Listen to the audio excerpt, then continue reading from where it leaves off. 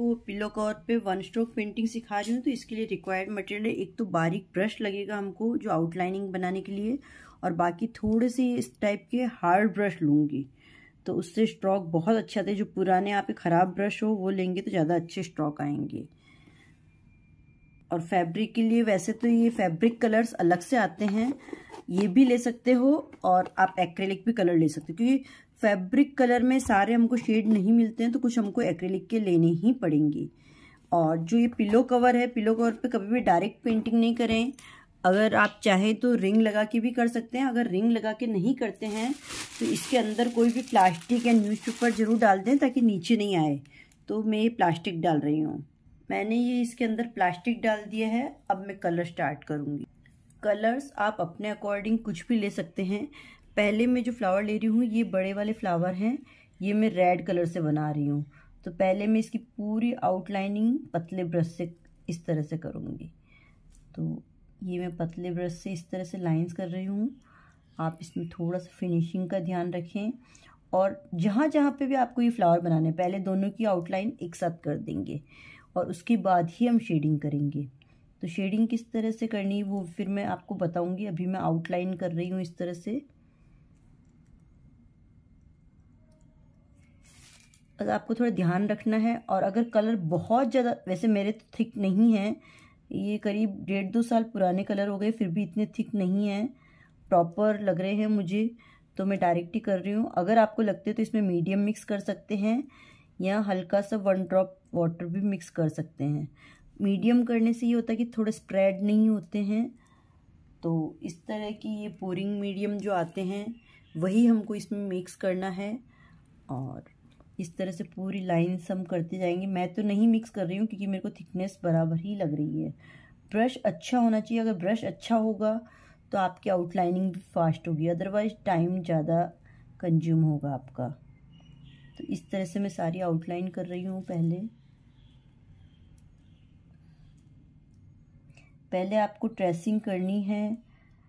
आप कार्बन से ट्रेस कर सकते हैं या मार्केट से करवा सकते हैं, जैसी भी आपकी इच्छा है। मैं सिर्फ 1 स्ट्रोक पेंटिंग का मेथड दिखा रही हूँ, जरूरी नहीं कि आप ये पैटर्न बनाएं। वैसे मैं बेडशीट कंप्लीट होने के बाद आपको फिर से उसका फ़ोटो शेयर करूँगी और उसका वीडियो भी बनाऊँगी। पर अभी मैं आपको उस बेडशीट में मेरे ये इस तरह के फ्लावर है और बीच में एक जेंट्स और लेडी का बैठे हुए हैं, तो वो मैं आपको पूरा बताऊंगी। पर पहले मैं ये किस तरह से बनाना है पूरा मेथड बताऊंगी। पहले ये मैं आपको 1 स्ट्रोक किस तरह से किया जाता है वो दिखा रही हूँ। तो आप ज़रूर से ये बनाकर ट्राई करें और कमेंट करें कि आपको ये मेथड कैसा लगा। और ये जो पेंटिंग है इसका बेनिफिट ये है कि ये बहुत ही सॉफ्ट रहती है, ज़्यादा हार्ड नहीं होती है। क्योंकि जब हम पूरा कलर भर देते हैं तो बहुत हार्ड हो जाता है। इसमें पूरा कलर नहीं फिल किया जाता, सिर्फ स्ट्रोक दिए जाते हैं, और ये बनाने में भी बहुत ही ईजी होती है। आप ज़रूर से ट्राई करें और कमेंट करें कि आपको ये कैसी लगी पेंटिंग। तो इस तरह से मैं पहले पूरी आउटलाइन बना रही हूँ। ये मेरे दोनों फ्लावर की आउटलाइन कंप्लीट हो गई है। अब मैं शेडिंग के लिए इसमें कलर में डिप कर रही हूँ और एक्स्ट्रा कलर निकाल दूंगी, और इसको ब्रश को थोड़ा इस तरह से स्प्रेड करेंगे। स्प्रेड करने के बाद ही शेडिंग अच्छी होएगी। और यहाँ से स्टार्ट करते हुए बाहर से अंदर की तरफ ले जाएंगे। तो ये सिर्फ शेडिंग होने से बहुत ही स्मूथ रहती है बेडशीट, ज़्यादा थिक नहीं होती है। पूरी फिल की हुई बेडशीट नॉर्मली हमको बैठने में भी अच्छी नहीं लगती है। तो इस तरह से केवल शेडिंग वाली जो बनाएंगे बहुत ही अच्छी लगेगी, और आप ज़रूर से ट्राई करें। पहले ये मैं लॉन्ग वाली सारी लीफ कर रही हूँ, और इसको जितना स्प्रेड करके बनाएंगे उतना ही अच्छा होगा। एक्चुअली प्रॉपर से आयरन करके नहीं बना रही हूँ तो थोड़ा सा प्रॉब्लम हो रही है। नेक्स्ट टाइम प्रॉपर से पहले आयरन करनी चाहिए, उसके बाद ही क्लॉथ पे करना चाहिए। तो इस तरह से मैं कर रही हूँ। यहाँ पे क्योंकि सल नहीं है तो बहुत ही अच्छा होएगा स्ट्रोक। इस तरह से स्ट्रोक डालें, बाहर से अंदर की तरफ लें, अंदर से बाहर की तरफ नहीं लेना है आपको। और पहले मैं सिर्फ ये रेड फ्लावर कर रही हूँ, फिर इस तरह से हर एक एक कलर का एक एक साथ करूँगी। तो क्या होगा कि पहले मैं एक बार शेडिंग आउटलाइन कर दूँगी, फिर शेडिंग करूँगी, तो बहुत ही फास्ट काम हो जाएगा। अगर मैं एक ही फ्लावर को एक फ्लावर को पहले करूँगी, दूसरे फ्लावर को बाद में करूँगी, तो उसमें टाइम बहुत ज़्यादा कंज्यूम होगा। तो अभी इस पिलो कवर मेरे 2 फ्लावर है। जब बेडशीट बनाऊँगी तो उसमें इस तरह के बहुत सारे पैटर्न होंगे, तो जितने भी फ्लावर है एक दिन पूरे रेड करूँगी, एक दिन ऐसे अलग अलग डे के हिसाब से मैं अलग अलग टाइम पे करूँगी, तो बहुत इजी हो जाएगा मेरे लिए।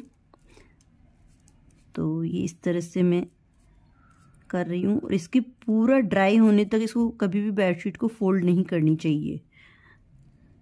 ये पूरा बड़ा फ्लावर है तो इसकी पूरी लॉन्ग लीफ एक साथ लेंगे हम इस तरह से, इसी में थोड़ा थोड़ा लेंगे, स्प्रेड करेंगे। इसको खड़ा रख के भी कर सकते हो, फ्लैट रख के भी कर सकते हो। अगर पतला है तो खड़ा ही रखना होगा, और थिक है तो हम फ्लैट या खड़ा कैसे भी रख सकते हैं, जैसे आपको कंफर्टेबल हो। बट ये सल नहीं रहने चाहिए, अगर सल रहेंगे तो वहाँ पे शेडिंग प्रॉपर नहीं आ पाएगी। तो इस चीज़ का स्पेशली ध्यान रखना है आपको, और मेन फिनिशिंग का ध्यान रखना है कि इधर उधर कलर नहीं लग जाए हाथ से या किसी भी चीज़ से। वो चीज़ मेन ध्यान रखने की होती है इसमें, क्योंकि इसमें कलर हमारे पूरे फिल नहीं होते हैं, थोड़े थोड़े ही होते हैं, तो सॉफ्ट भी होती है, कलर भी कम लगता है और काम भी बहुत ही फास्ट होता है। तो आप लोग ज़रूर से ट्राई करें और कमेंट करें कि आपको ये मेथड कैसा लगा। और मुझे तो ये बहुत ही पसंद है, फिर सबकी अपनी अपनी पसंद होती है। इस तरह से मेरे रेड फ्लावर कंप्लीट हो गए हैं। अब मैं जो इस पैटर्न में नीचे के फ्लावर हैं ये मैं पर्पल कलर के ले रही हूँ। कलर आप अपने अकॉर्डिंग कुछ भी ले सकते हैं। इसकी भी मैं पहले सेम उसी मेथड से पहले दो फ्लावर हैं तो दोनों में मैं आउटलाइनिंग बनाऊंगी इस तरह से। पूरे फ्लावर की आउटलाइनिंग के बाद ही हमको शेडिंग करनी है। तो इस तरह से मैं आउटलाइन बना रही हूँ। बहुत ही फटाफट हो जाती है, बस ब्रश आपका अच्छा होना चाहिए। अगर ब्रश अच्छा नहीं है तो आप कितना भी चाहते हुए अगर एक भी उसका ब्रश का थ्रेड निकला हुआ है तो आपकी फिनिशिंग नहीं आएगी। तो आप अगर बेडशीट बनाने बैठ रहे हैं तो प्लीज़ ब्रश आपको एकदम न्यू ही लेना है, ओल्ड नहीं लेना है, अदरवाइज़ आपकी फिनिशिंग नहीं आएगी।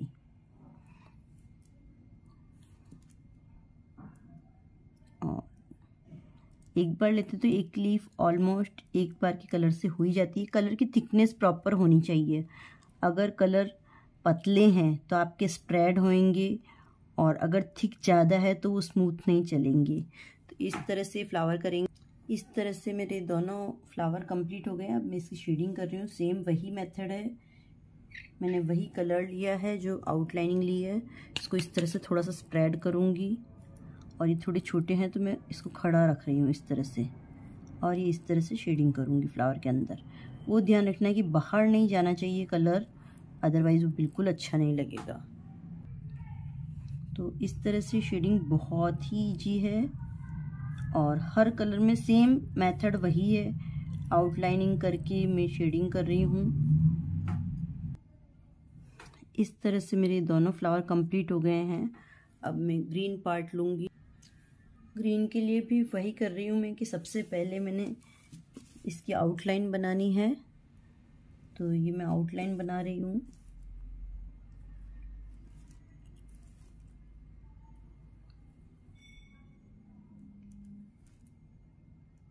तो इस तरह से आप भी जो कर्व है हमेशा मिडिल से स्टार्ट करते हैं तभी वो प्रॉपर आता है। तो इस तरह से मैं सारी आउटलाइन बना दूंगी पहले।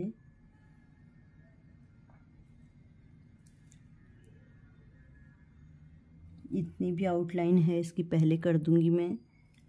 और ये मिडिल का पार्ट जो है इसको भी मैंने पहले कर दिया है, और इसकी लाइंस भी मैं पहले ही बना रही हूँ। या बाद में भी कर सकते हो, पहले भी कर सकते हो, कैसे भी करोगे चलेगा। तो इस तरह से मैं पूरा ग्रीन कलर कंप्लीट, यहाँ का भी ग्रीन कलर कर रही हूँ मैं। जहाँ जहाँ पे भी आप ग्रीन देना है, मतलब कुल मिला के यही है कि जितना भी आपको एक कलर है वो एक साथ करना है।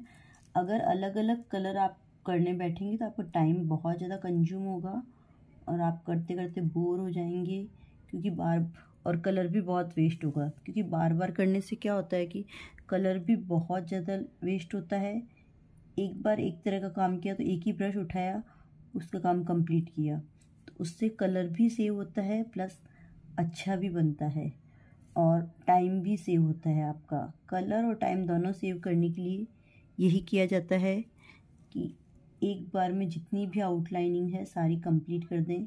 तो अभी मैं जहाँ जहाँ पे मुझे ग्रीन कलर करना है, पूरे पिलो कवर में जितने भी ग्रीन कलर है वो सब मैं पहले कंप्लीट करूँगी। इस तरह की मैंने मिडिल लाइंस भी दी है इनमें, इधर भी और इधर भी। इसी तरह से मैं दूसरी साइड का भी कंप्लीट करने के बाद शेडिंग बताऊँ। इस तरह से मेरी ये ग्रीन आउटलाइनिंग भी हो गई। अभी ग्रीन में देखो ये पोर्शन बहुत ही पतला है, तो इसमें स्टैंडिंग में रख के ही मुझे शेडिंग करनी होगी, फ्लैट रख के नहीं कर सकती हूँ। अगर फ्लैट रख के करूँगी तो प्रॉपर से नहीं होगा, और यहाँ मैं फ्लैट से कर सकती हूँ। इस तरह से सभी जगह पे मैं शेडिंग कर दूँगी। इस तरह से बहुत ही सिंपल टेक्निक से हम लोग शेडिंग, सिर्फ शेडिंग ही करनी है हमको, कुछ कलर वगैरह करने की ज़रूरत ही नहीं है। बहुत ही इजी टेक्निक है, आप ज़रूर से इस टेक्निक की बेडशीट बनाएं। और ये देखो फिर से यहाँ पे पतला है तो इसको खड़ा रख के ही मैं इस तरह से करूँगी। कहीं पे कम कहीं पे ज़्यादा चलेगा, उसमें कोई फ़र्क नहीं पड़ता है। तो इस तरह से मैं ये शेडिंग करूँगी। इस तरह से मेरा पिलो कवर का ग्रीन कलर भी सब जगह कंप्लीट हो गया। अब मैं थोड़ा थोड़ा ब्राउन कलर देने की सोच रही हूँ, वो करूँगी मैं। ब्राउन कलर में भी सेम वही टेक्निक कि मैंने ब्रश एकदम क्लीन किया और उसके बाद थिन ब्रश से ले रही हूँ, उससे सारी आउटलाइनिंग, ये देखिए यहाँ पे मैंने इस तरह सिर्फ कर्व है, इसमें कहीं कलर नहीं है, तो वो मैं बना रही हूँ। और यहाँ पे मैंने छोटे छोटे लाइंस एंड राउंड दिए हैं, इस तरह का बना रही हूँ। तो इसके बीच में एक डॉट दे दूँगी। ये आपकी थोड़ा बहुत डिज़ाइन आप अपने हिसाब से, पर किसी और डिज़ाइन पे भी आप ये पैटर्न ज़रूर से यूज कर सकते हैं, तो आप ज़रूर से ट्राई करिए। और मैं इस तरह से ये सभी पहले ब्राउन की लाइंस बना रही हूँ और इन सर्कल में एक डॉट देती जा रही हूँ।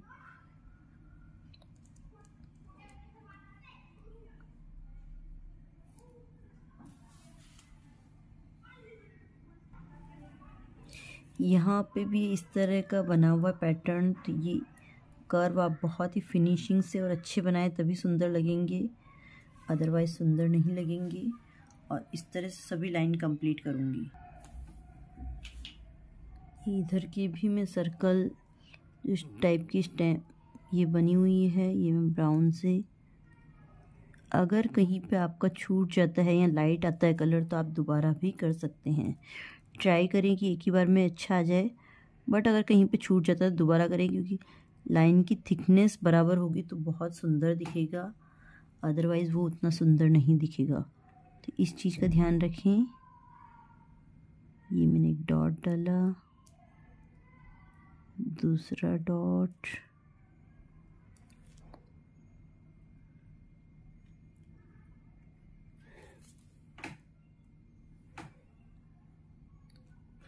पूरा ब्राउन कलर में इसी तरह से दोनों, एक साइड का मेरा हो गया है, दूसरी साइड का भी सेम कर लूँगी और बाद में ही शेडिंग करूँगी ताकि कलर वेस्टेज ना हो।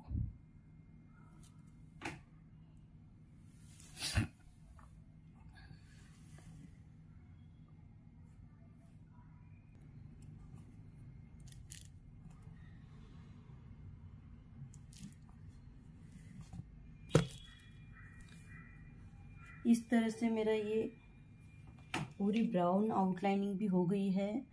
और अब मैं इसमें शेडिंग जो कर रही हूँ, ये क्योंकि इस तरह के है तो यहाँ पे मैं इस तरह से कर रही हूँ,